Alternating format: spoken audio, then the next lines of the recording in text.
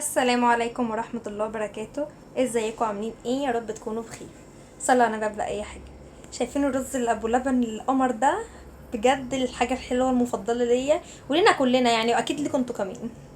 تعالوا نشوف القمر ده بيتعمل ازاي. قبل ما نبدأ متنسوش تعملوا لايك واعملوا كومنت، صلوا فيه على النبي.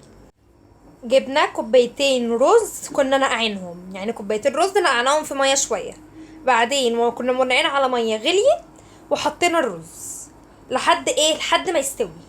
بعد كده هتنزل بالسكر، تنزل بالسكر كده. السكر بقى حسب الرغبه، حسب رغبتك انت عايزاه مسكر قوي، عايزاه معقول كده، حسب الرغبه عادي، يعني ملهوش معيار محدد. بعد بقى ما حطيت السكر كده كانت هي يعني غاليه ومجهزه على جنب 2 كيلو ونص لبن. اهي كده بتقعد تقلب. ماما يا جماعه اليوم ده كانت صايمه، وهي بتحب يعني هي بتصوم اثنين وخميس، يعني ربنا يقدرها ويقدر كل الناس يا رب. بتحب كل اليوم اللي هي بتصوم فيه يعني تعمل حاجه توزعها كده على جيرانها اللي بتحبهم والناس اللي بتحبهم كده. يعني بجد ربنا يقدرها ويقدر كل الناس. جبت بقى اللبن، حطته على الرز كده، كانت هي غلياه على جنب. حطتهم على الرز وقعدت برضو تقلب كده اهو، تقلب قلب قلب قلب. واول ما يغلي معانا، يبدا يغلي معانا، هنكون احنا محضرين في طبق اللي هي النشا، ميه بشويه نشا. هي تقعد تقلب كده الشكل اللي انتوا شايفينه ده. اهي النشا اهي. اول بص ما بدا يغلي معانا كده بالشكل ده، هتنزل بقى بالنشا. وهي بتنزل بالنشا هتقعد تقلب، يعني وهي بتحط النشا تقلب كده، وهيبدا بقى يتقل معانا. احلى رز بلبن يا جماعه. بصوا مفيش قمر زيه بقى، مفيش قمر بعد كده، مفيش.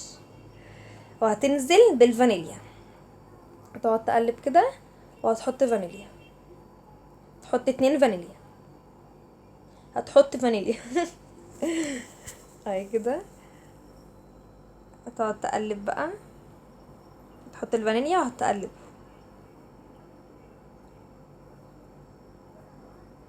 يتقل معاها بقى وخلاص هتقوم طافيه.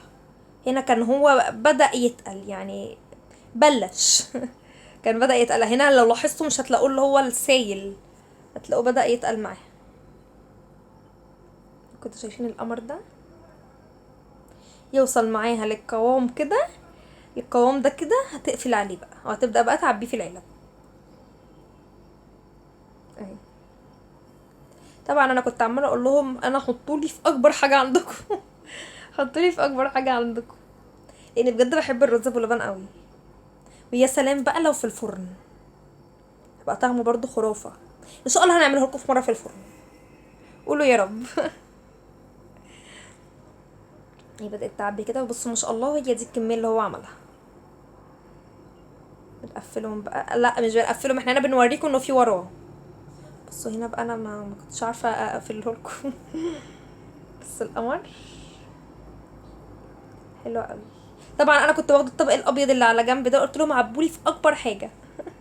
اصل اللي هو الطبق ده الابيض اللي فيه دوريات ملونه دي. اهي كده. شايفين القمر؟ بجد حاجه حلوه انك تبقي صايمه وتطلعي حاجه كده للناس اللي انتي بتحبيهم. يا بختك عند ربنا بجد، لو يعني يا بختكم عند ربنا لو بتعملوا كده بجد. وبس يا جماعه كده الفيديو بتاعنا خلص. وما تنسوش تعملوا لايك واشتراك في القناه وتفعلوا زر الجرس عشان يوصلكوا كل جديد، وروحوا تابعوني على الفيسبوك.